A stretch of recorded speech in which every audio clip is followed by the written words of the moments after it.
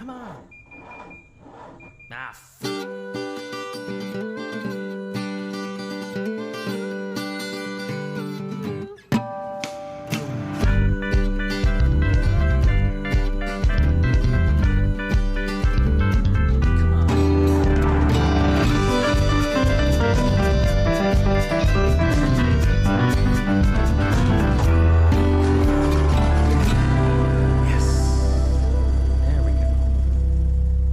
What's going on, everybody? Welcome back to the only podcast produced by three two-time winners of IMSA's Spirit of the Race Award. You're tuned into the Check Engine Podcast. We are hosted on Anchor.fm, and we are streamed worldwide on all the platforms that you use to listen to your favorite podcasts. My name is Nick, and joining me one final time in 2020... There you go. You like the qualification I put in there? Well, no, I thought you might just stop at one final time because I keep telling myself not to say that, not like for the last time, but for the last time this year. Andrew, as you just heard, he's here, and Tristan is here as well. What's going on, guys? It's another long week on a Monday night. Ditto. Yeah. Welcome to Monday. Remember, it's only been 5 days since Sunday. I was actually just talking about that. One of my last meetings of today was with my manager, and he's like, hey, man, we had a big presentation that we had to prepare for this morning. Like the two of us combined, it was like a 3.5 hour presentation. And we were given about a week to prepare. So we worked a lot this weekend. He's like, man, I don't know about you, but he's like, I'm feeling pretty sleep deprived. And he's like, I am just completely like zorked out already. And I'm like, I almost feel like I'm buzzed and I haven't had a drop of alcohol. It's just, I'm so out of it right now. There's something going on. I mean, between Tristan and I both had inexplicable major malfunctions at our jobs, not us personally, but things we had to deal with. And I malfunctioned. Well, yeah, I mean, kind of, a little bit. I don't know. Something's going on. So I don't know. Whatever's going on out there, I know about it. 2020 is going on. Yeah, Jesus. That's what's happening. Wind. Mostly wind. My problems have all been because of the air. Which is so weird. Yeah.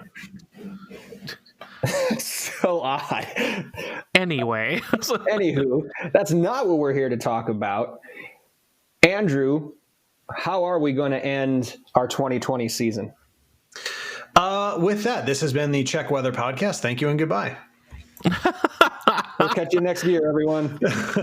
Maybe the weather will be different or it'll be the same, and we'll find out in 2021. That's right.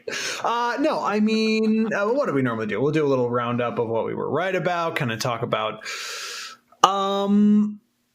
I mean, I guess what we saw third hand this year, kind of in the world as we all cowered in fear in our homes, and hopefully what we are thinking of for next year, what we think is going to happen, what could happen with race results and with cars and with the world. Will we be around to start this podcast up again in January? I mean, maybe. Let's find out. Let's find out together. Oh, so I yeah, hate that phrase. Let's find out together. Yeah. Why?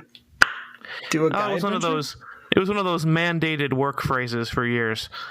What? Really interesting. You couldn't say like I don't know. It'd be like, oh, let's find out together. Oh. Yeah, one of those.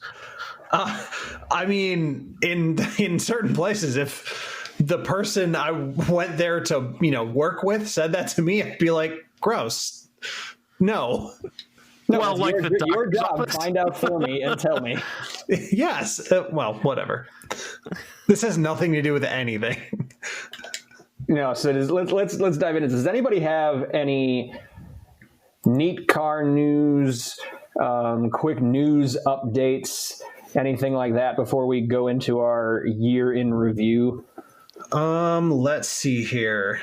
Much like the weather next year may or may not be the same, and we'll find out. Elon Musk may or may not have COVID-19, and we'll find out, or we won't find out. That's news, right? Oh, really? Is it? I didn't hear about that, actually.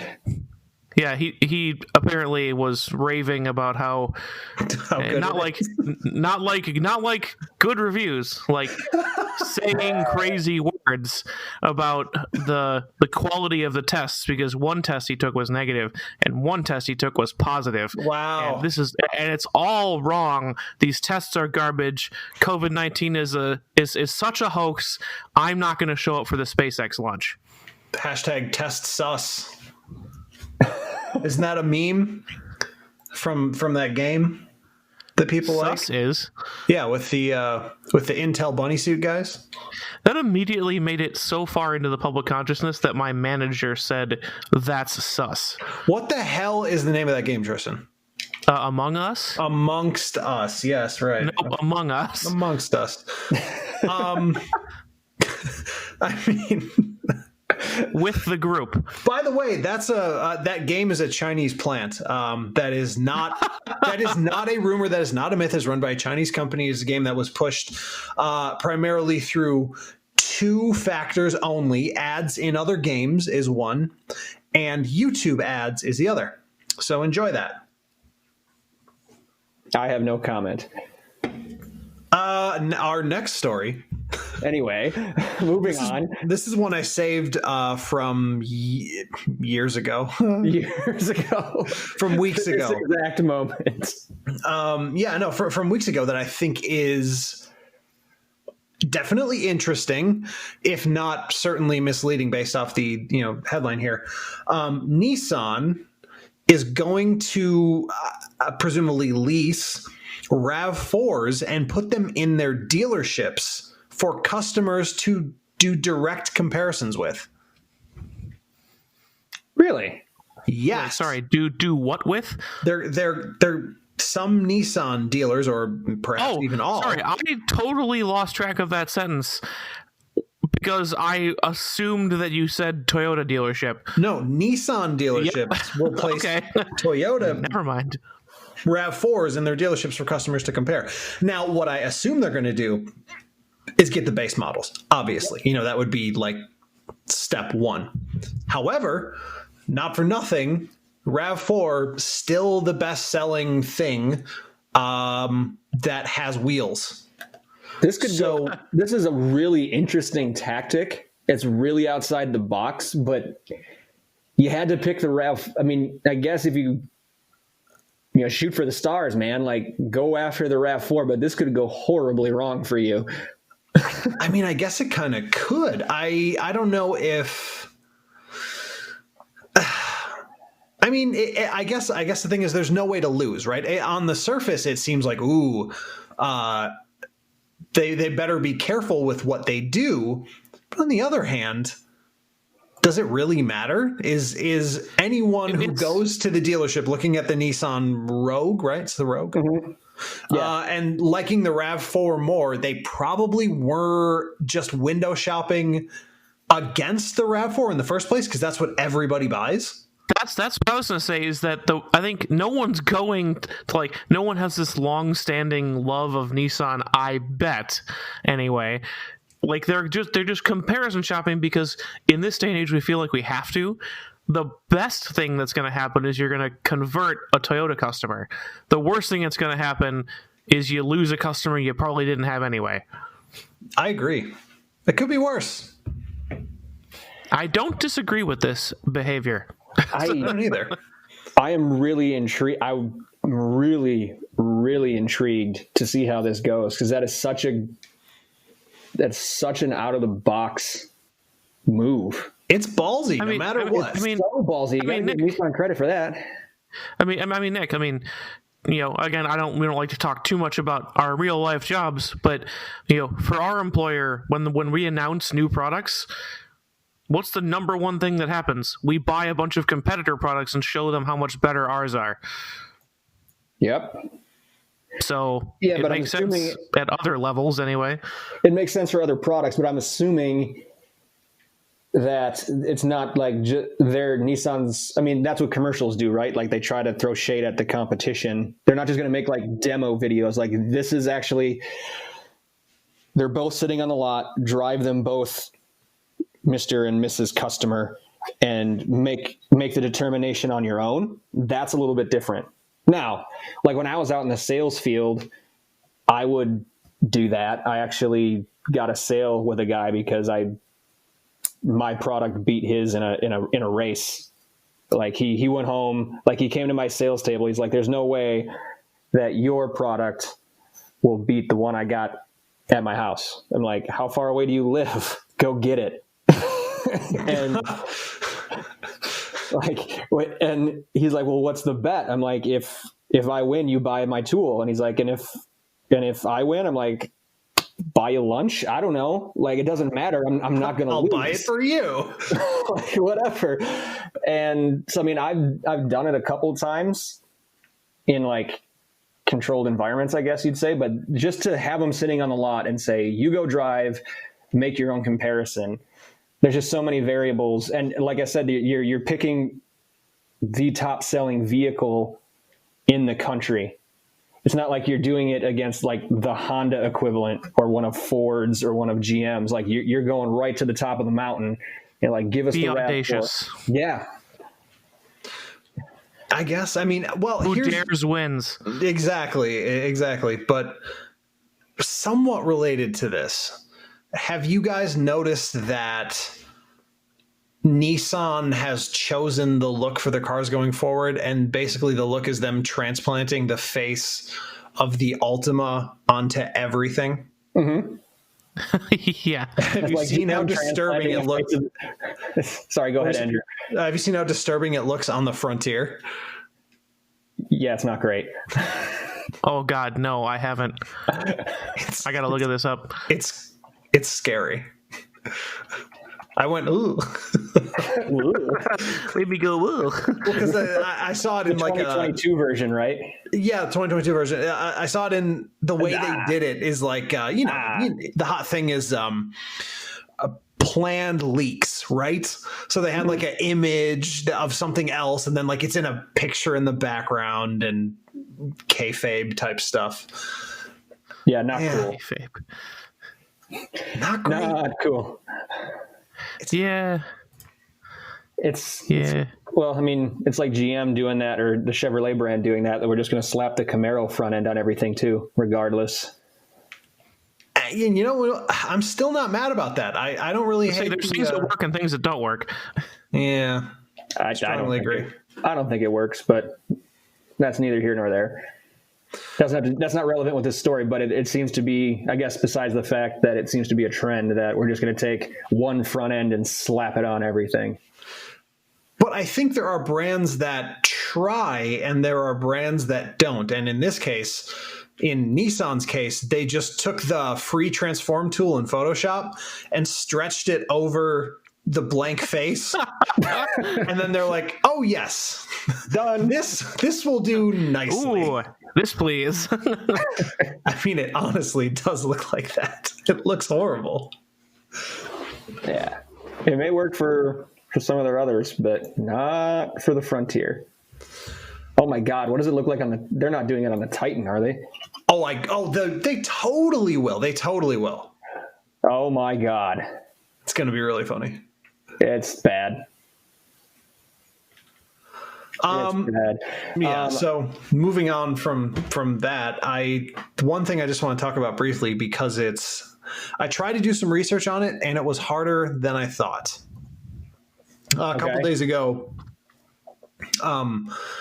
Hyundai announced that they are moving to / already use the NVIDIA Drive infotainment system, the NVIDIA SoC, for all of their cars by 2022. So that's Hyundai, Kia, and Genesis. They're already using Drive in the GV80 and the G80. So the reason why this is somewhat interesting is because NVIDIA, unlike a lot of companies who make SoCs, systems on a chip,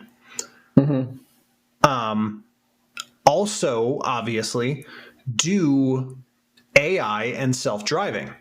So the way that NVIDIA's system works is a little different. Basically, by buying into NVIDIA Drive, Hyundai gets access to like 4 or 5 different levels of involvement. It kind of sounds like a pyramid scheme on the face of it when you explain it, simply because like, oh, you're in at level 0 of NVIDIA Drive. To gain access to level 1, you must pay this amount. And what I tried to do is come back with some more information about the whole system and what it could mean, but unfortunately, every single white paper is paywalled. Every single fact sheet is paywalled. Everything is paywalled. If you don't buy Plan 0 of NVIDIA Drive, you get shit and fuck you. Which I'm not. You're interested in buying it? You don't need to know about it. Go away. I'm not against that, honestly.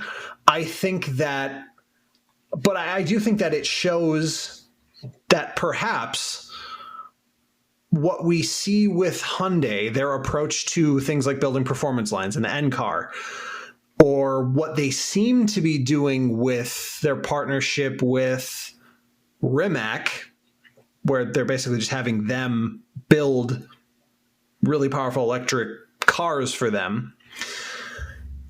I think I see a future where Hyundai allows NVIDIA, their partnership with NVIDIA, to essentially build self-driving cars for them. So Hyundai's not going to invest in this technology on their own, because one of the things, the one thing I could learn about NVIDIA Drive and their SoCs is that it's functionally one core with a bunch of compatible parts listed.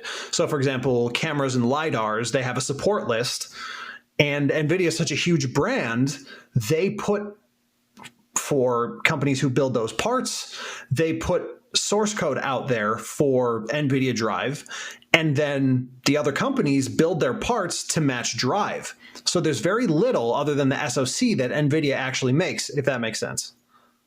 Mm-hmm. So it's kind of like, Tristan, traditional technology, right? It's like NVIDIA graphics cards. It's basically like every computer design where it's like, here's your core, your processor and main board, plug a bunch of stuff into it, whatever you want to do with it. Right. And it's essentially on the other companies to create products, hardware in this case, that work with the NVIDIA core system, which is fundamentally different from the way everybody else is developing this. Every other brand is developing the whole thing. Uber and all those other companies that are doing self-driving cars, they're building the whole thing. The cameras, their own system, their own internal metrics. I just think it's an interesting approach to... Honestly, this approach is more believable to me than Google sending self-driving cars around 3 parking lots in LA. I buy this more because I don't believe a company can develop this whole chain of custody for self-driving cars. I don't buy it because you can break it down this way, and NVIDIA has. And it's there are some times where companies will decide, hey, we've seen how this works, we know how our software or whatever works, and they decide to make a hardware component. Apple just did it. Mm-hmm. But often how any other piece of technology works is like, hey, like take the iPhone. Hey, Corning, you make great glass. Samsung and LG, you make great displays. Let's make all these parts work together and put together a product.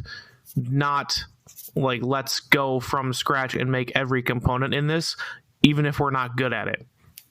Yeah, essentially Tesla versus the way actual car companies run.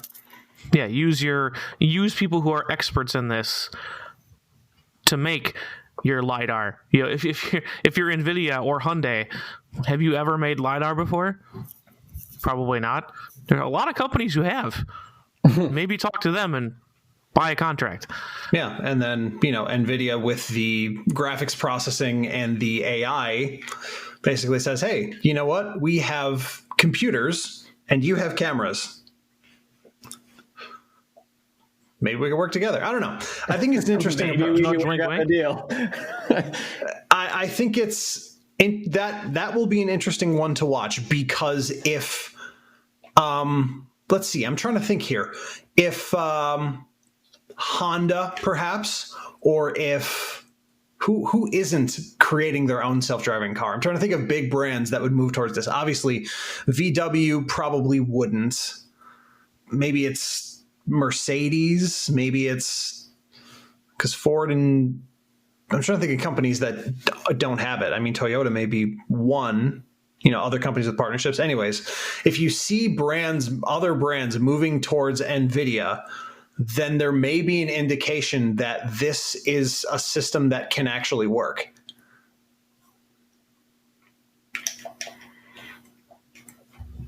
Yeah, maybe. I'm certainly excited to see where it goes. How about that? Yeah, for sure. So in another news story revolving around cars and tech, BMW is offering subscription-based speed trap warnings now. Hooray. Yet another way that they're going to nickel and dime you to death. You basically have to pay for Waze. Right, that's if you didn't want to pay for CarPlay so you can use Waze for free. Here you can pay for just Waze. BMW wants to be EA so bad. They would love to stop making cars 6 months ago. They would love that. Yeah, it's crazy what they're doing. Am I the only one who thinks that? I honestly believe that if BMW could figure out a way to instantly transform their company into just making car loot boxes for Tesla, they would do it.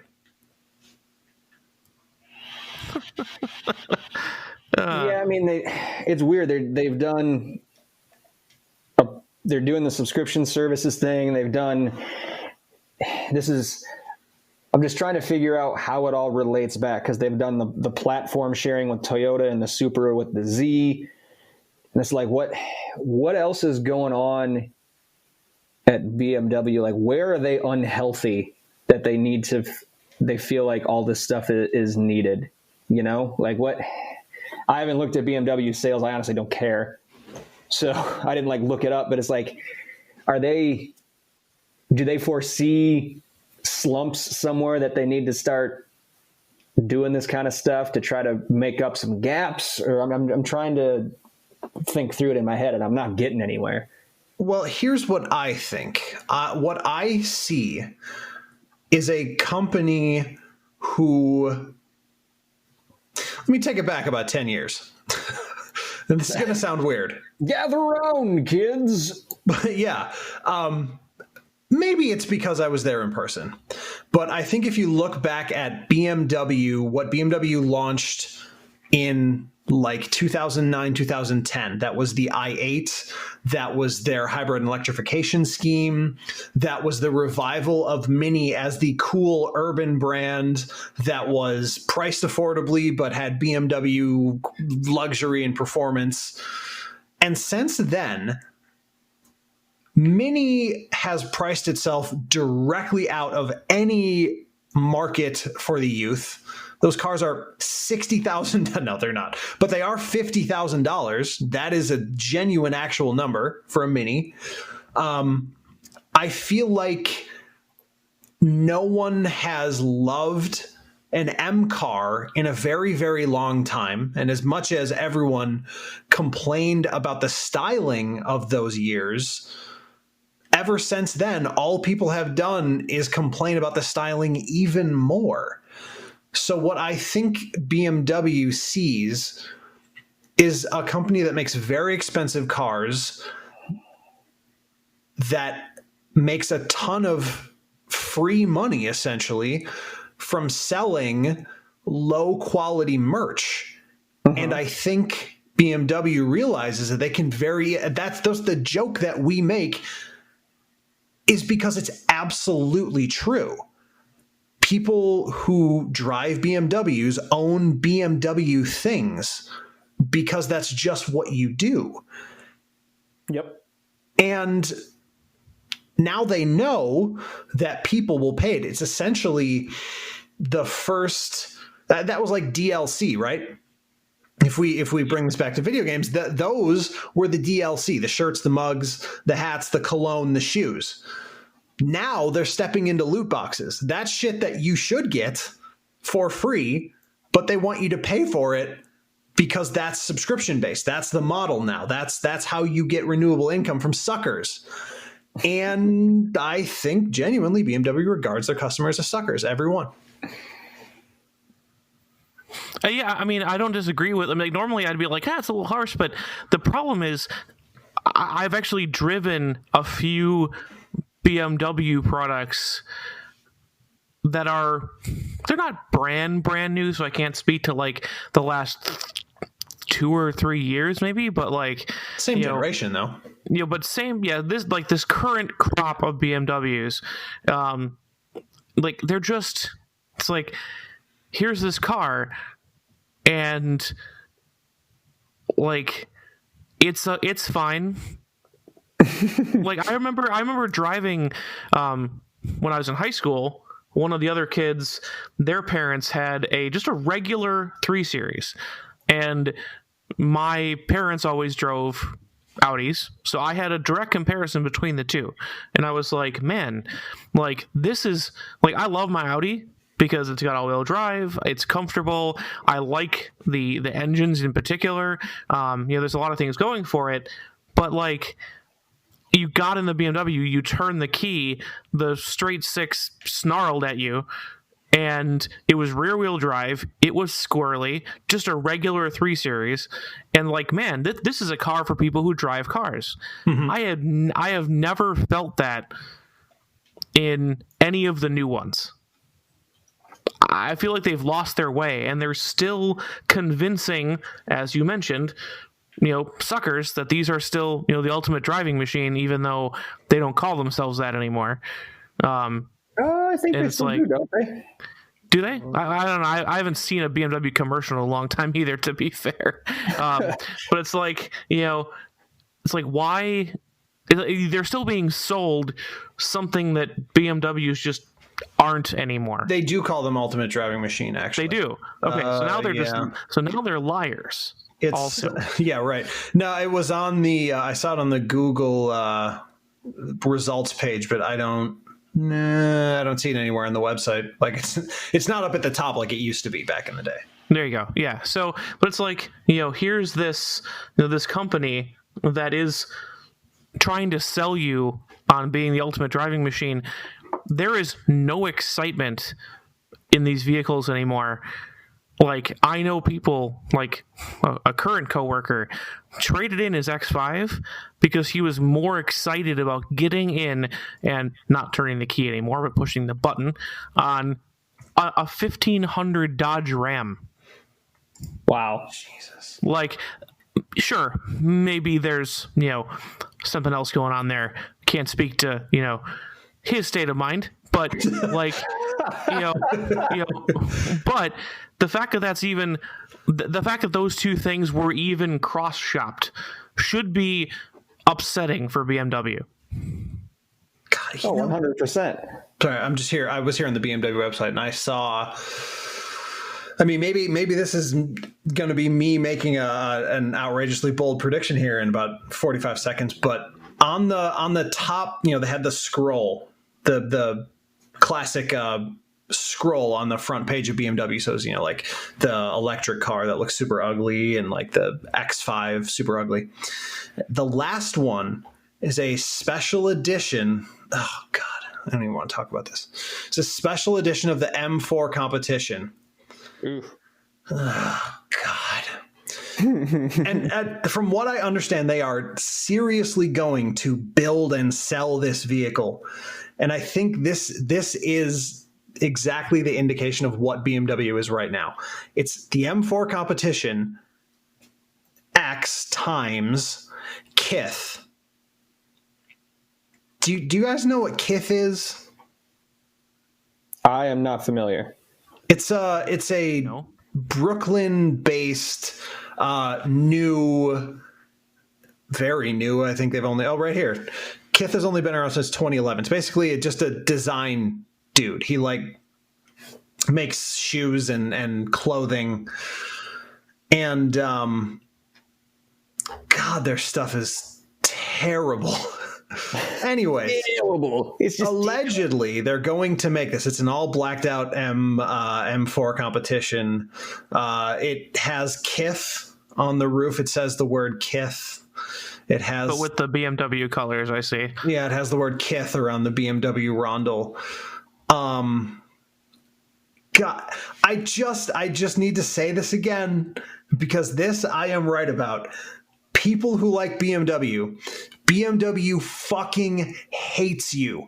They hate you so much, they want you to go away and never come back. All they want is to stop making cars. They just want to make t-shirts. Leave them alone. Stop buying their cars. They don't want you. They don't want your money. Buy their shirts. They don't want your car money. Ooh, shirt money. Oh my, they hate you guys so. The back of this car is a Lexus from 5 years ago. They hate you. Oh, I'm mad. But if you're going to insist on buying their cars, be ready to pay for all the features on a monthly basis. You're going to pay $175,000 for a Kith, and it doesn't even come with the seats. Subscription. Yeah, if you don't pay it, they come and take your seats. That's right. Convenient. Now we're just spreading lies, but I don't still. care.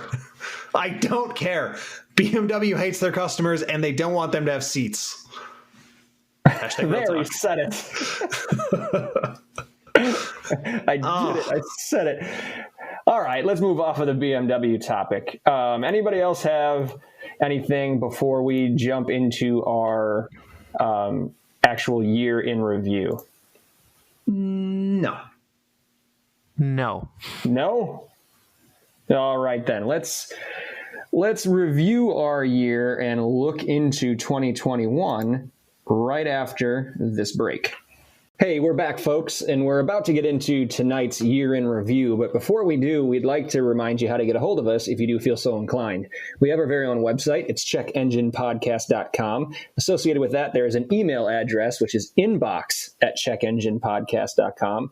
We are also all over social media. We're on all the major ones. You can find us on Facebook at Check Engine Podcast. Andrew, if they want to find us on Twitter, what should they search? You can find us on Twitter at Check Engine Pod. I'm trying to make that Bozzied GIF that I tweeted a meme. If everyone's just going to call him a robot for no reason, people are really bullying him online, and it's pretty funny. But I think he might genuinely be hurt by it sometimes. So, yeah, what's the source of that? I think Brandon McAleer is the one who made it popular. Okay. Because that was just something that people would say, and I think now he tweets it at him like once a week. Just to keep it fresh. Yeah. That's fair. Okay. Tristan, where can they find us if they want to find us on Instagram? That would also be at Check Engine Pod. So I'll be there. I'll be there posting pictures when I am not delegated to inexpertly use the Twitter account. And if there's anything there's just, we don't go anywhere. I don't know. It's about not to get anything like that, but it's about to get worse. I know. I'm going to be going fewer places soon. Yep. But that's not what we're here to get into. So anyway, be sure to like, follow, share, post, DM, reach out how and when you can. You can ask us questions to answer on the air. Let us know what you like or dislike on what we're doing. Give us ideas for topics. Tell us what you want to see from us in 2021 or hear from us in 2021. Thanks in advance.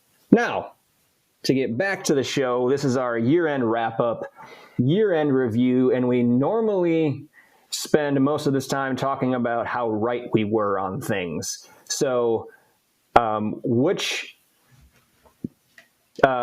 topic that we were correct about do we want to highlight first and bask in the glory of?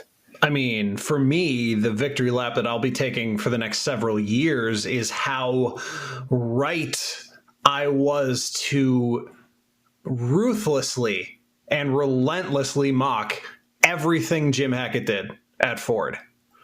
Yep. You saw it before terrible. Anybody else, seemed like. Right.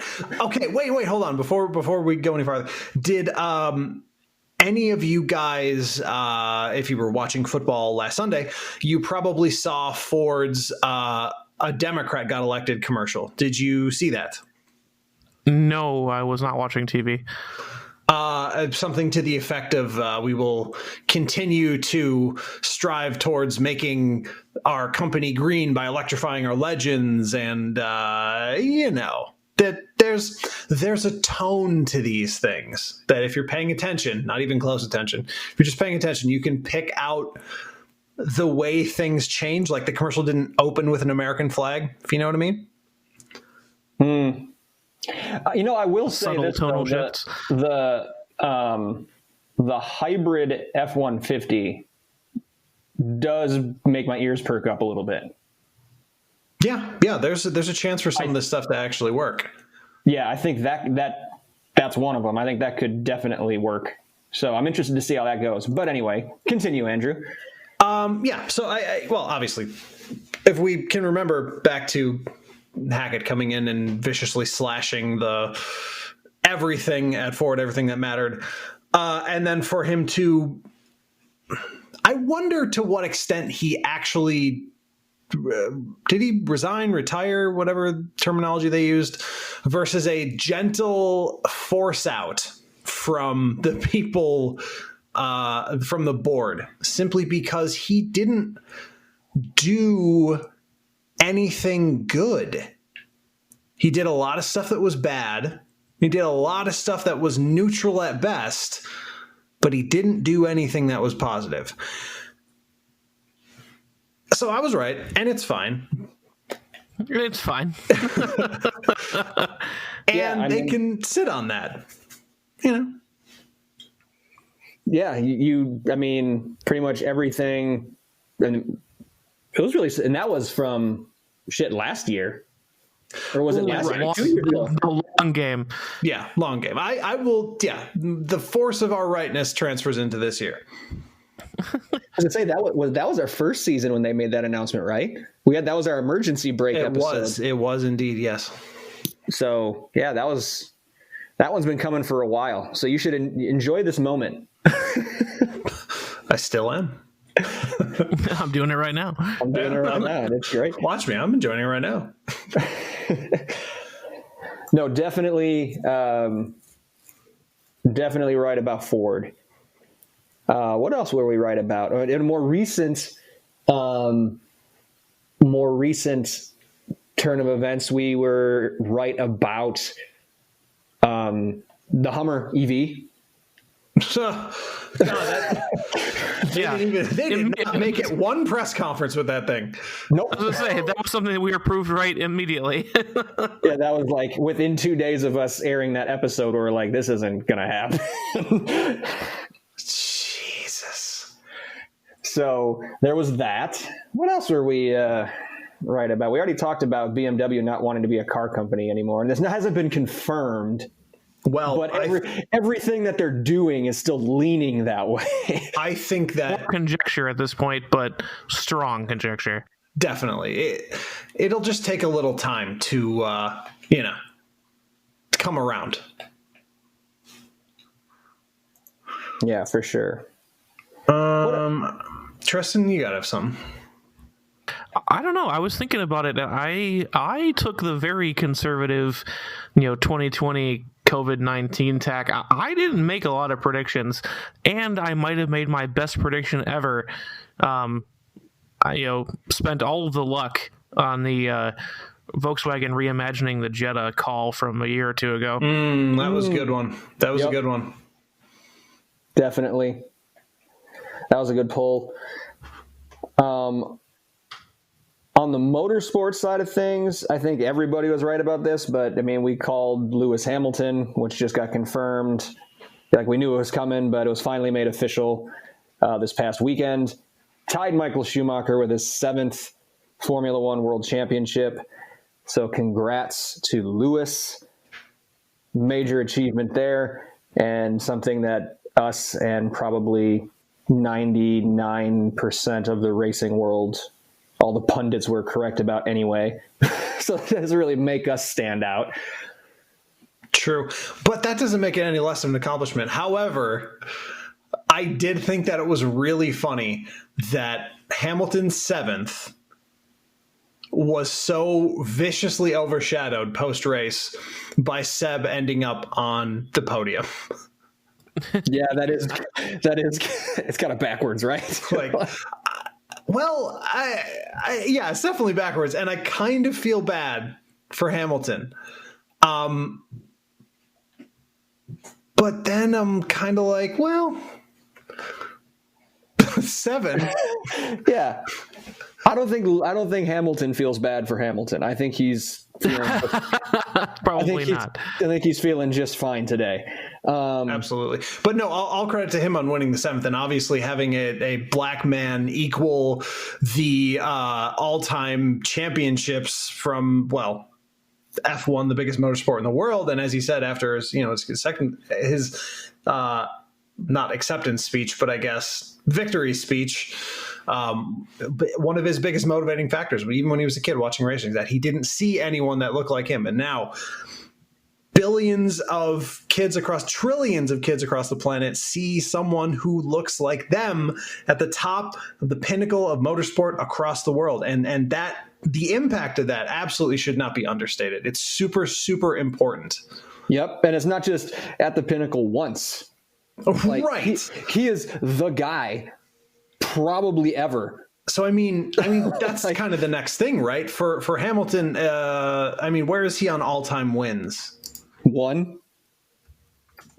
He's all-time there. First in wins, first in polls, tied for first in championships. So if he gets 8,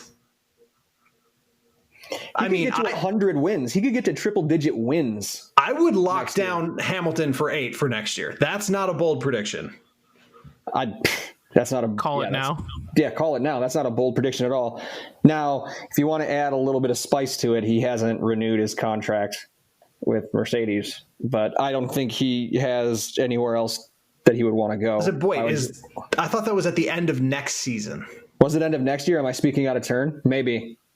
I thought, but I could be wrong. I've been known to be very wrong because I don't really pay attention to F1. So let me see here. Hamilton contracts. You could be very right on that. And he also said in an interview that he doesn't see himself racing into his 40s like the people's champ Kimi Räikkönen. But the people's champ. Everybody loves Kimi, man. And so he doesn't see himself racing into his 40s, but he did just say in one of his post-championship press junket stops that he does feel like, quote, I am just getting started. He said at 35, his body feels great. He feels in shape. He feels energized. Like, basically, sorry, rest of F1 grid. He's not slowing down anytime soon. He's coming back and he's going to keep crushing you. Right. Sorry. Wolf is talking about Toto Wolff.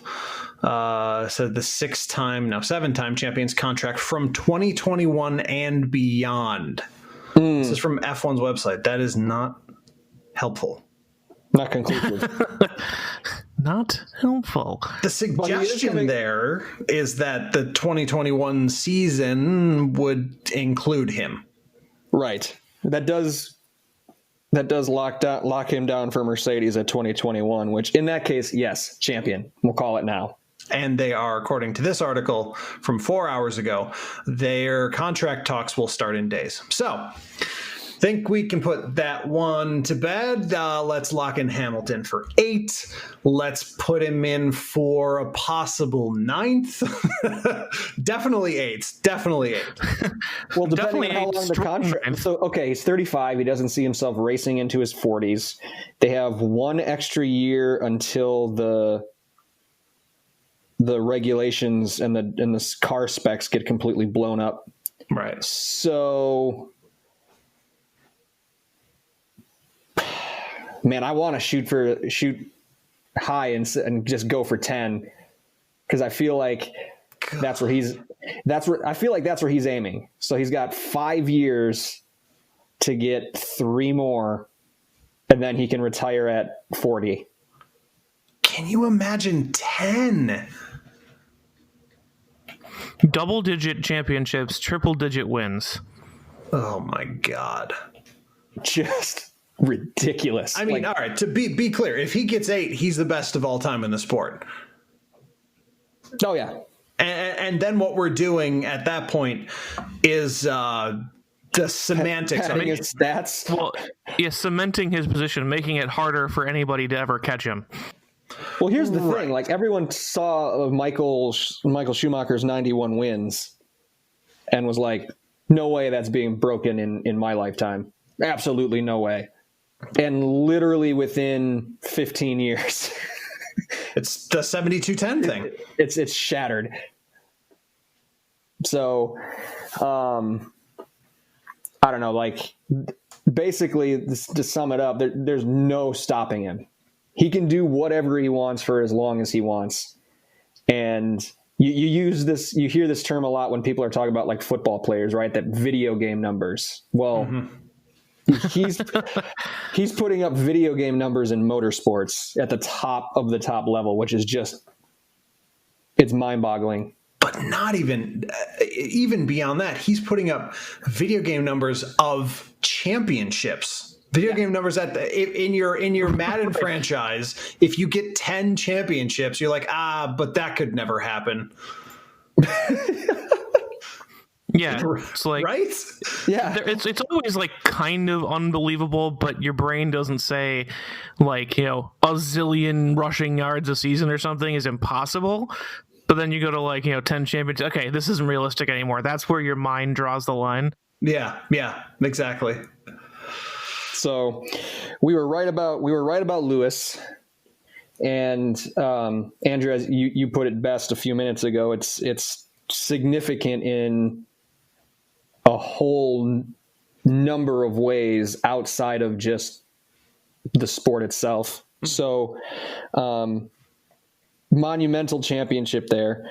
I don't know if we were actually right about anything else from the motorsport side. Like, I don't actually think I called Dixon winning IndyCar this year. I thought it was going to be like a Rossi year, I think, if I remember correctly. Could be. But you just know he's really good and he's always going to be in contention. He's going to have a say in it, even if he doesn't win it. So I'm not going to go ahead and say we were right on Dixon, but we weren't surprised. We'll say that. Right. And I don't think we made any predictions on NASCAR, so it doesn't really matter. But since we were last recording, congrats to Chase Elliott. Congratulations. I think this was probably since Dale Earnhardt. I don't know about, I'm guessing Jeff Gordon was most popular once or twice. At some point he had to be, I would think. But it's been a really long time, I think, in any form of racing where the most popular driver, like the fan favorite, actually won a championship. So makes sense. The fact that Chase, who is kind of that guy, he kind of took that torch from Dale Jr. when Earnhardt Jr. retired as like the people's champ, as I used earlier, and actually become a real champ is pretty cool. And he's only 24 years old, so he's got a long career ahead of him. And I don't know if you guys saw, like, the way he did it was pretty impressive also. NASCAR has that crazy, stupid playoff system where it comes down to this one race, and you just gotta get there. But then it's 4 drivers. Whoever finishes best wins the championship, despite all that you've done throughout the entire course of the year. And then Chase's car failed pre-race tech inspection. So while the other 3 guys he was racing against started first, second, third, he started last. Oof. And he ended up coming from the back and winning the race, not just finishing ahead of his 3 championship rivals, but actually winning the whole damn thing. So that I didn't know. I knew he had won the championship. I got the headline and like the kind of breakdown of his season, but I actually didn't know the race results. Yeah. I didn't know he came from the back to actually win it. So they were, because there's no qualifying, that the race formats this year changed due to COVID. So you just kind of show up and race, and they line up normally like on points. Well, since these were the top 4 left, they were going to just line them up like a quote random draw, but 1 through 4, and they were just going to start in the front. So he actually drew first and then failed pre-race tech and had to go to the back. And all 4 of them actually finished the race after 500, well, I think it was 500 kilometers, but after like 300 and some laps, 1, 2, 3, 4. And he went from the back to the front and won the whole thing. So that's pretty impressive. That's pretty gritty. That's pretty gritty when the chips are down to go do it like that. So we didn't predict anything in NASCAR, but congrats to Chase. That was cool. I don't know if we're right about this. We didn't like go and predict anything here either, but coming on our show leads to a pretty good year in motorsports. We saw it with Aaron Telitz was a guest with me at Road America. He went on to win the Sprint Cup Championship in the IMSA WeatherTech Series. And then when we had Ryan and Sean from Dinner with Racers on, up until our show with them in August, Ryan and his co-driver Taylor Hagler had finished like 12th and 10th and 12th and 10th and just kind of barely cracking the top 10. They were kind of struggling out of the gates. And then immediately following our show, they went on a string of like 4th, 5th, 2nd, 4th, 7th, 5th, 4th, 5th. And we're just all towards the sharp end. So we tweeted about it. He confirmed it. Ryan himself confirmed it. So any racers out there looking for maybe a boost to their results in 2021, let's talk. That's right. We got openings. We have openings. Just a little fee. We're going to start charging people now. Well, listen, the results are there. What do you want from me? Yeah, we have the science. We have the stats to back it up now. The numbers speak for themselves. That's right. Do you want to improve your finishing position by an average of 5 or 6 places per race? Do you have an hour and a half? Great. Boy, Check Engine Podcast is the place for you. Just kidding. It's cheap. But it's fun anyway. So let's see what else happened this year. Well, like obviously a special thanks again to the Dinner with Racers guys and Aaron Telitz for coming on as guests. We had a great episode with our significant others that actually got us charted in our 3rd country. So that was awesome. That was probably the best episode we did this year. That was one of the best we've ever done, I would say. Totally agree. Out of the 100 and whatever. Oh, that's a thing that happened this year. We passed our 100 episode milestone. The century mark, yes. We hit the century mark, which, shoot, I mean, I don't know about you guys. When we first started doing this, I wasn't thinking about 100 episodes. I wasn't planning on stopping anytime, but like I just never, like we actually did 100 episodes. There's some statistic about podcasts that go past a certain episode, and I found that statistic when we crossed our 100th episode, and I was like, whoa. Wow, it's like, it's like only like under 30% of podcasts make it past like 15 episodes or something, and then we hit 100, and I was like, well, I don't worry about that one anymore. Yeah, we're in rarefied air there.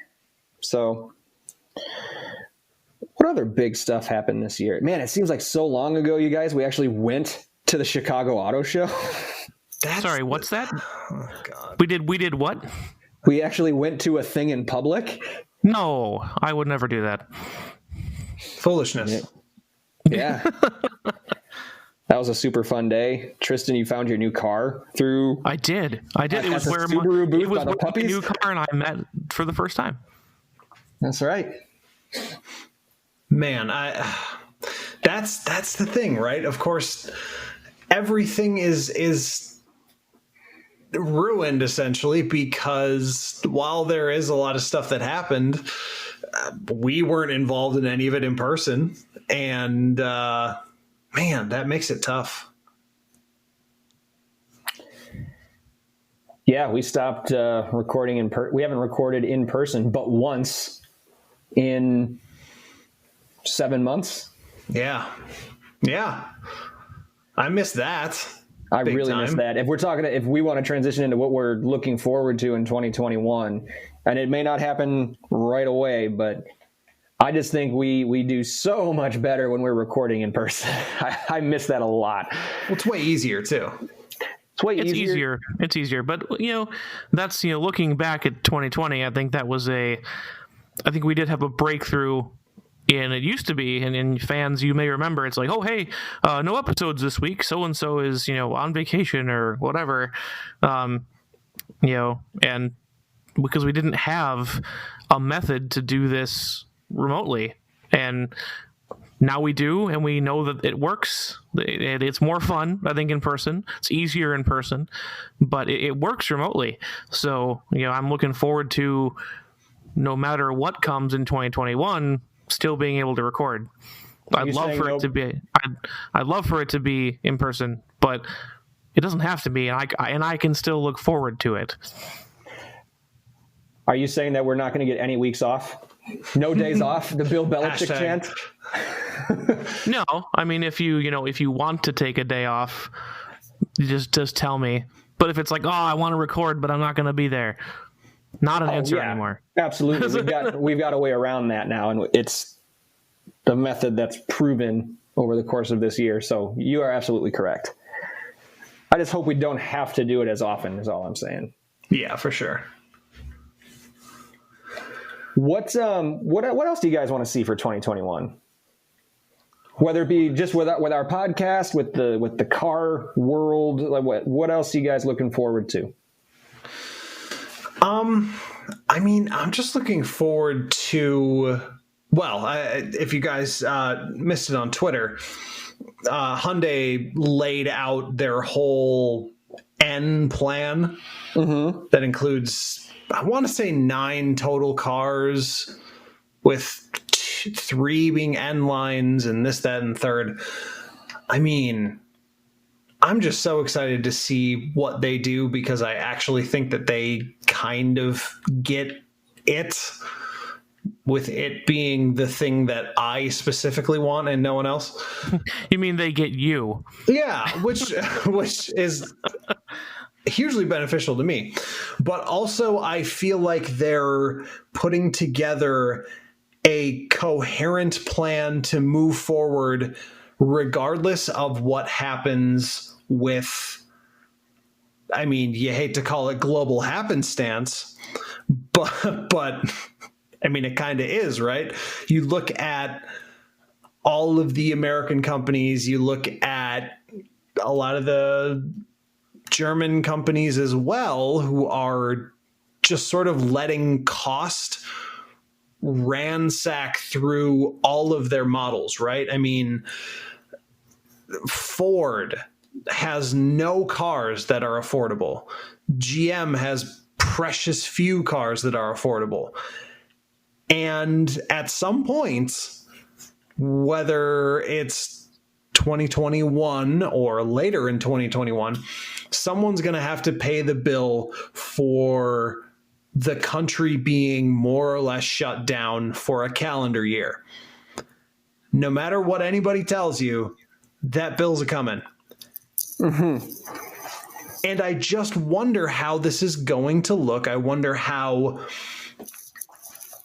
what was the cost of the expensive Hummer? 110 or 120 for like I think it was starting like that, and they're going to drop the price. They're going to cut it like at least a third. Then you got a worse one for like 70,000. Yeah, I just feel like that's really going to look away when. Listen, we the three of us lived through Cash for Clunkers 1.0. 2.0 is going to be fucking sick. I'm telling you. 2.0 is going to be extremely epic, and it's coming. Don't you worry. It's coming. That's a good point. Tristan? I'm looking forward to what I'm hoping is, it's actually a corollary to Andrew's. What I'm hoping is we start to see, I would almost call it like a pushback against Tesla, where it's like, even, their quote unquote, affordable cars, it's like get them in one color and whatever else, and the build quality is demonstrably crap in a lot of these cars. I feel like they finally got the Model S squared away, but like everything else, the 3, the X, and the Y, the X is getting better, but like, certainly a lot of them, it's like, oh yeah, the glass just breaks when it's sitting in the garage, or you drive it in the rain and you actually, despite not having a convertible, get to experience the joys of the elements inside your car. Like that kind of thing. Like I really am hoping and looking forward to potentially the pushback from the rest of the auto industry. Hyundai working with Rimac. Honestly, as much as they haven't sold, I look forward to some of the stuff that Chevy's doing with electric cars, becoming mainstream. Even if it's not something that I want to purchase yet because I'm not sold on batteries, I like electric cars. And I think that, from a very selfish point of view, I really don't feel that Tesla should be or is the best standard bearer for the electric car. And I look forward to, kind of what you said, Andrew. All these cars are too expensive, and I'm looking forward to / hoping for kind of a democratization of the electric car, because I think it'll be a good thing for testing, production, working on refining process, that kind of thing, and I'm interested in that personally. So we'll see. Yeah, that's a good one too. I think I'll take one step kind of to piggyback onto that. I'm really looking forward to, and this came from an article that I think I just posted on Facebook today or yesterday, that the Toyota Mirai, the hydrogen fuel cell car, is going on sale in the US in December. So I'm looking forward to see what other hydrogen fuel cell type announcements are going to come in the next 12 months. I feel like, this is kind of a moving target. There's not really a baseline besides like the original Mirai that Toyota made. But Toyota doesn't give you any reason to believe that they're going to do it wrong. So yeah, because I feel like Toyota's is kind of niche about who it's for, but I haven't read any reviews about it saying that it's done badly. Right. And Toyota's kind of old reliable in that sense, right? They don't do stuff like, there's not a lot of crazy stuff they come out with. There's not a lot of, there's not a ton of stuff that really gives you like a wow factor, but there's not a ton of stuff that's really bad either. So I feel like, if the Mirai sees some success, it's almost like, the tip of the iceberg, what's laying underneath the surface. I feel like there's we saw, what was it, Hyundai's booth at the Chicago Auto Show had a whole portion of their booth was set up with hydrogen technology being featured, right? So, other people are working on it. Mm-hmm. So I'm interested to see how the Mirai actually performs, what the reviews are, how it handles like the day-to-day life, everyday driving, and what announcements or who's going to be the next up, because we've said it ad nauseum on this show, like the electric, like the Teslas are kind of a stopgap. The much better long-term alternative solution is something like hydrogen. So yeah, batteries are a stopgap. Yep. Hydrogen fuel cells making electricity, capacitors holding electricity. That's where this ends up for now. Right. I'm going to call that one for, if we're still doing this on our 1,200th episode, I'll get to call back to this one and say I was right. No, and there's no one, I think, 10 years. Yeah, right. There's no one I think here that's going to disagree with you, though. Like, right.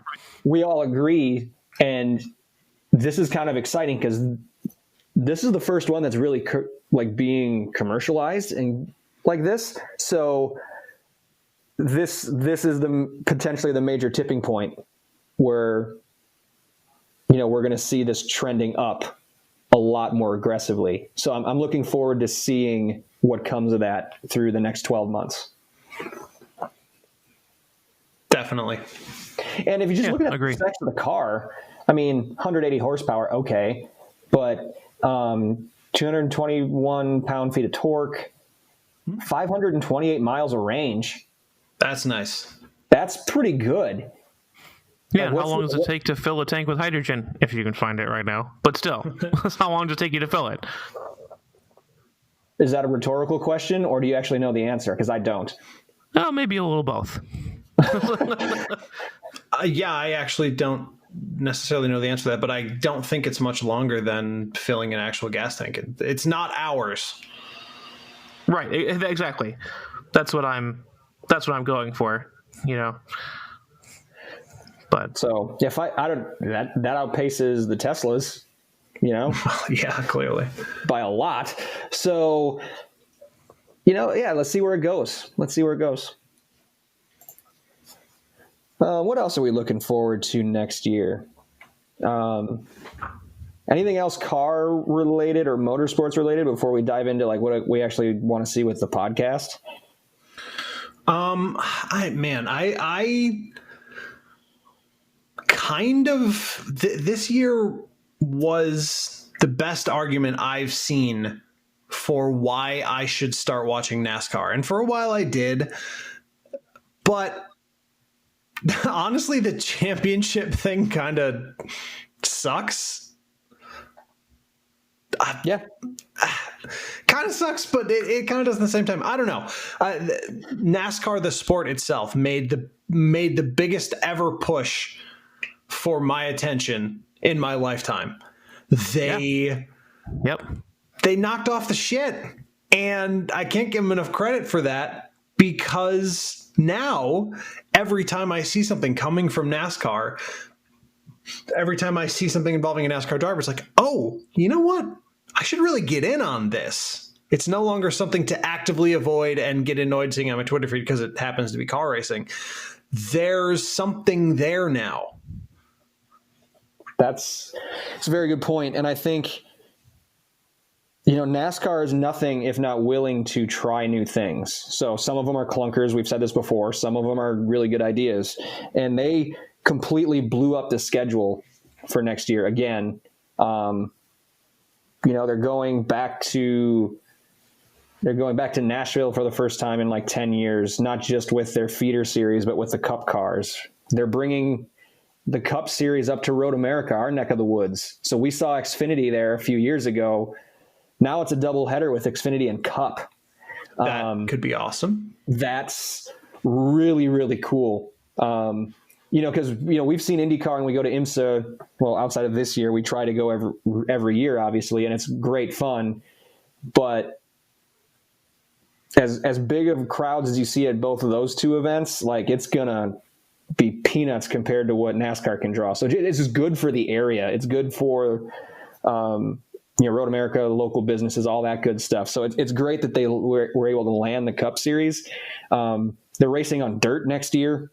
Like they're throwing a lot of ideas out there to try to draw interest. They're doing it's a motorsports problem, not just an IndyCar or a road racing problem, that they're losing fans and fan bases are getting older and younger generations just aren't as interested. NASCAR seems to be the only one really doing something about it and trying things to alleviate that. So I've got to give them credit there. Absolutely. I mean, I also, not for nothing, there's something that feels very right about NASCAR IndyCar doubleheaders. And I know that was a COVID convenience, for lack of a better term. But they are doing it again. And they should keep just right on doing that. Just keep that. Yeah, just keep I that agree. going. I think the double header thing, period, just to give fans a bang for the buck. I think that's part of it is I know that they have weekends, but I feel like even with some of these weekends, they're like, oh, it's Cup and Xfinity. And it's like, you don't cram as much into a weekend with IndyCar or NASCAR, I feel, as you do with like an IMSA weekend, where it's like from Friday, Saturday, all the way through Saturday and Sunday, there's at least like 3 races a day. And all the fan interaction and everything else. I feel like that ticket, although, we're happy to lament the fact that IMSA is not as appreciated as it should be, etc. I do feel like those tickets are still worth it. Like, totally. I'll pay you, but you'll end up paying the same or more for a NASCAR or IndyCar weekend that doesn't have as much in it. And I feel like that's people doing things like double headers. Nick, that's someone doing something about losing fans. It's like, well, maybe kind of like the car thing, we're going to see, after a, worldwide economic troubling time this last year, it's like maybe you should make some concessions to selling more less expensive tickets than fewer more expensive tickets. So. Well, yeah, and that's a good point. I think just to touch on a couple of things you said there. One, IndyCar, like, it depends on where you go, because they do have feeder series also. And in a normal year, when they come to Road America, you have all 3 feeder series that each do 2 races in a weekend, plus their qualifying and practice, plus the big show. So, but Road America has a ton of room. Like when IndyCar goes and does a street race, you can't fit everybody. Or when IndyCar goes and does an oval race, there's physically not enough space to pack all the teams in there. So it depends on where you go. IMSA does a great job at it. When I was saying double headers, like, I'm not even talking about like NASCAR, IndyCar. This year it was COVID related, but Road America had a double header. I think Mid-Ohio had one. I think Gateway, the oval, had one. And that was just, hey, we want to get as many races in this year as we can, and we don't know how the schedule is going to go. So it was a necessity. But I even think that works.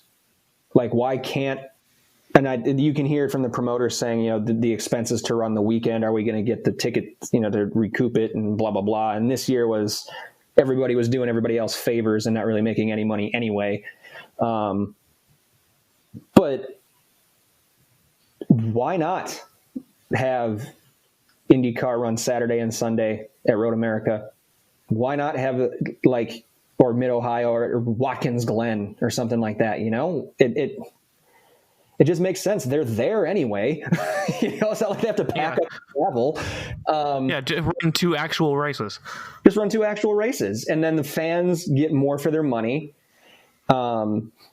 Maybe, how many of those people that are coming in, even for IMSA weekend, you guys are coming in for Sunday only? Like, the crowd's always bigger on Sunday. Mm-hmm. Yep. So what if you have a race on Saturday too? How many more people are going to come for both days? And now you get more concession sales and beer sales and merchandising sales. And I feel like for whatever expenses, for, paramedics and the flight helicopter and the track crews and all that kind of stuff, for all those expenses, you can make it up through your portion of the gate and the merch sales and stuff. I don't think it'd be that big of a deal from someone sitting here on the outside and not seeing everybody's balance sheet. But, and those are there anyway for a lot of a lot of these races or series that have feeder races. Yeah, you get them for the weekend anyhow. Yeah. So, plus, maybe that looks a little more appealing too when you're talking to a sponsor where, if I'm IMSA, now granted IMSA has a lot of endurance races, so they get a ton of track time anyway. So maybe, again, we'll go back to IndyCar as an example. NASCAR, when you're talking to a sponsor, hey, you're on TV 36 times a year. IndyCar, you're on TV 17 times a year. But what if you throw a few double header weekends in there? Is it an easier sell to go to a potential corporate partner and say, okay, now it's 25 times a year? It's 16 or 17 weekends, but it's 25. But it's this many TV slots. It's the 25 TV slots. It's 25 races that you can sell tickets to and get people coming to your activation booth. I think that could be a huge value add. Anyway. I mean, yeah, that was incredibly detailed yet succinct, and I completely agree. So hope more double headers, please. Yeah. What do we want to see for this show? Let's wrap it up with that. We're at about an hour 20. So what do we want to see for the podcast going into next year? I want to see for the show. I want to bring more people on. I want to tighten everything up. I want to make this more professional, but not lose the soul. Just make it tighter and easier to listen to. I agree big time with that. Yeah. I think this year has presented obviously a ton of challenges for everybody, right? And I think we definitely have the ability to do it. We've done it plenty of times before, but I think our minds have just been elsewhere so many times this year with everything else that's happening. It's been a mentally busy year. Yes. And I think we have that's kind of a low-hanging fruit for us. Yes, if we can really make this a tighter show, and that's just, let's prep a little more. Let's do a little bit more research. Let's have a little more planning before we turn the mics on. That stuff should be pretty easy. Yeah. I hope. Sounds easy. I guess easier said than done, right? But I would like to see also, from my end, I would like to see us try to find a way to consistently utilize more platforms. Mm-hmm. Can we, even if it is, we're still doing virtual or distanced shows like this, can we make it like a Zoom thing and at least have it filmed and, throw it up on YouTube? Or if we do get back together, can we record for YouTube or do a live stream on Twitch, or, just trying to find some way to expand our reach that way, and just get in front of more people more often. Yeah, that'd be great. Again, it comes down to this isn't what we do for a living, so can we find the time to make it happen? But that's something that's on my wish list. Definitely. I mean, it's hard to say this because, if you do special episodes more often, then they're not special anymore. Right. But I like those. They always turn out so good. I think we need to try to find a way to get more guests. That's like those could be special episodes too. That's Yeah, that often makes it special. Yeah. Tristan, anything on your end that like sticks out that hope we can get to? Something I liked the couple times we did it this season, and I feel like it was really, really heavy on it our first season, because it was kind of what we had when we started. We didn't have a lot of the, idea preparation and, experience doing this kind of thing. But I really like the episodes that kind of focus on us. I guess that's kind of, I think, where, at least I know for some of our fans, the appeal is like, yeah, we have opinions and we always voice them, about news items and stuff like that. And it's fun comparing those opinions with, guests and things like that. But I like the episodes that kind of give more insight into us, especially the episodes that give insight into kind of what we think of each other. Not my brother's keeper kind of thing, or sleeper. I took the regular phrase there. You did the real one. Yeah, my brother's sleeper, where it's like we choose things for each other, that kind of thing. Like the interaction within the group is a big draw for a lot of people, and I want to see more of those episodes. And I know that part of, Nick, what you were talking about, where it's like, this year has been very mentally busy, that goes a long way towards limiting how much brain power we have to do those kind of episodes. But hopefully if things change and we have more time in our minds to do those kind of things, I'd like to see more of those. For sure. Yeah, it's getting back to planning content. Yeah, just leave it right at that. Yeah, I know that's been mostly me in the past, but man, it has been one fucking bitch I think of a year we can, for that mental exercise. I think we can all step up and try to help out there where we can too. We don't just need to leave it on you to plan the direction of every single episode. It also gets harder when... Yeah. See, the thing is about the pre-planning, you get stuck in this loop where you get a bunch of really interesting ideas at once, right? And then you just want to do them all. But obviously you can't do that because then you got nothing. Then you got nothing left. So spread them out. Yeah. It's tough. So I feel like we can come up with that. Like we could sit down and create almost like a cadenced type of thing where we can kind of preserve those ideas. So like to Tristan's point, we can do, story time episodes once every 5, right? And maybe we do the show and tell or the just talk about whatever open session once every 3, or and just kind of like, so, and we can almost provide people with like a cadence so like they know what's coming once they get used to it. And then that, Andrew, if you have a slew of good ideas, now we can just pick, okay, well, we can't do that this week because of this or that. And now you can spread them out as you come up with them in bunches, Mm-hmm. Yeah. Although I often wonder about it because I actually don't know of any podcasts that have like regular type of episode planning like that. You know what I mean? If that makes sense. Does anyone have one like that? I listen to one. I don't. I listen to one. I don't listen to it religiously. They actually post, is it twice or 3 times a week? Whoa. And they're up to like 580 some episodes. No, I'm a total idiot. Of course, I listen to, there are but several sports podcasts I listen to that are Monday's podcast is one thing, and the later in the week one is another. Yeah, duh. Why didn't I think of that?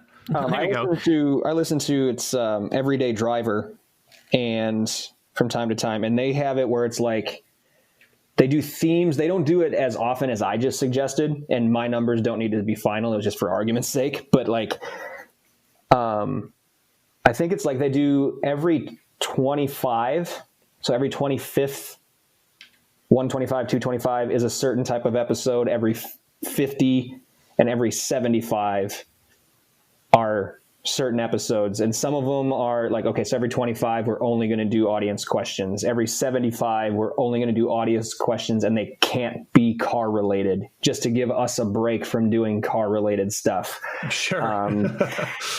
So stuff like that. And so I think that's what it boils down to is, we can sit here and have our, on air conference call about how we want to plan next season if we want to. I know.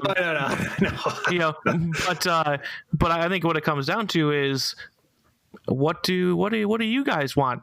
Absolutely. Out there, fan folks. Definitely true. We have what do you listen to? What are your favorites?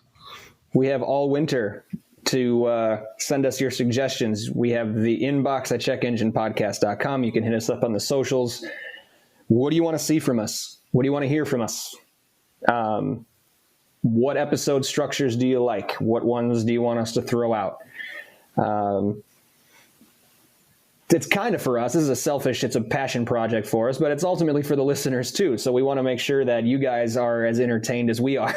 So yeah, sometimes I do worry about that. But I'm entertaining myself more than anyone else, which has value. There's some value not there. Meaningless, but is it valuable to others? That's the question. Yeah, that's a very good point, Tristan. Thanks for bringing it back around. What do you guys want to see out there? What do you want? Tell us. What do you want? What do you want from us? Yeah, I think that walked us really nicely into a good little season conclusion here. Absolutely. Commence outro for the last time in 2020? Yeah, I think so. All right, then. Well, thanks for sticking with us today, everyone. Thanks for sticking with us throughout this year, everybody. We appreciate you listening. We hit the 100 episode milestone this year, and we couldn't have done it without all of your support. So we appreciate you listening. We don't want you just to listen. We want to interact with you. We mentioned how to find us online. As you're listening to us on whatever streaming platform, go ahead and leave us a review, preferably a good one. Helps us with that algorithm. Also, hit that subscribe button if you get a chance. It's free. It takes only a second to do, and you just get notified of any new content we put out. And the next one's going to be our season 4 premiere in 2021. You're going to want to know when that comes out. Wait, season 4? Yeah. Whoa. How about that, huh? Oh my God. If you're really into what we're doing and you want to support this podcast monetarily, thank you. And you have two options to do so. You can go to patreon.com/checkenginepodcast, or right at our homepage there near the logo at the top on anchor.fm/checkenginepodcast, there is a support button. You can click there to get started as well. Every cent donated is put toward making this podcast a better experience for you, the listener, and none of it goes back to our personal pockets. As we just mentioned, this is a passion project for us. We're not doing this for the money, but we just want to make it a better experience for everybody else. So again, thank you in advance there. Before we get out of here for the year, who or what are we giving that last shout out to, gentlemen? Listeners, supporters, family members, pretty much anyone who's not us. Yeah, family members, guests, visitors, supporters, people who follow us on social media. People who listened from Dinner with Racers and hated it. I especially would like to thank you guys. Yeah. Specific shout out. Thanks for your opinions there, DWR fans. If you listened from DWR and you liked us, I'd like to thank you even more. That is true. I always forget them. Such a big chip on your shoulder, Andrew. Damn it. I'd like to thank you, but I forget about you. He doesn't, guys. He just forgets about lots of stuff. No, I do kind of forget, though, because I don't know. It's just...